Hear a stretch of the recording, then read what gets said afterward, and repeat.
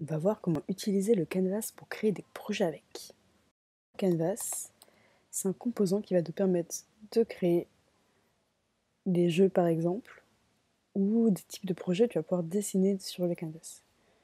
Donc là, tu as les paramètres du canvas, mais en fait, c'est un peu plus compliqué. Ici, tu vois, il y a un click to edit the canvas. En fait, là, tu as une partie qui s'est rajoutée à la partie canvas. Et c'est là où tu vas aller pour modifier le canvas. Du coup, tu as tes paramètres. Si tu cliques sur Stage, ici, tu peux dire qu'on peut dessiner sur ton canvas. Tu peux aussi le dire dans les blocs si tu préfères, ou tu peux le dire dès le début. Si je retourne sur la partie Design, du coup, et que je clique sur Preview, je vais pouvoir dessiner sur mon canvas maintenant. Tu peux bien évidemment changer après les paramètres de couleur du stylo, tu peux changer la taille, tu peux modifier un petit peu tout ce que tu veux, mais tu as juste besoin d'activer ça ici. Et après, tu as aussi ces petits sprites, ces éléments qu'on voit là. En fait, tu vas avoir des sprite types, donc ça va être des personnages, des objets que tu vas poser.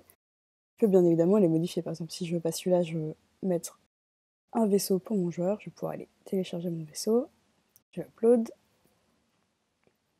il est rajouté, et là du coup celui-là je peux le supprimer parce que j'en ai plus besoin. Donc là j'ai mon sprite qui est ici, et en fait je peux le prendre ici dans les classes et je peux rajouter autant que je veux. Je peux en mettre qu'un seul si je veux que ce soit mon joueur, si je veux que ce soit des murs, des ennemis, des objets à attraper, je peux en mettre plusieurs. Je peux rajouter un autre personnage, par exemple un portail à atteindre.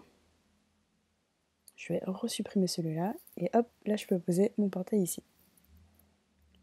Je vais supprimer mes autres vaisseaux parce qu'en réalité j'en veux qu'un seul. Hop, je les supprime. Je le supprime.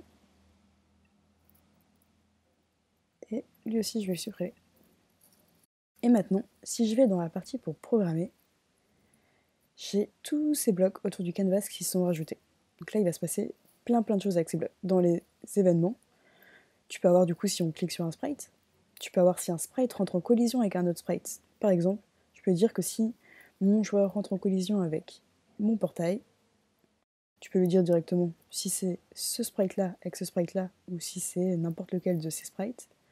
À ce moment-là, on va changer d'écran, par exemple. Ou si tu as des variables de vie ou de score, tu peux les modifier. Tu peux aussi, du coup, supprimer un sprite, par exemple.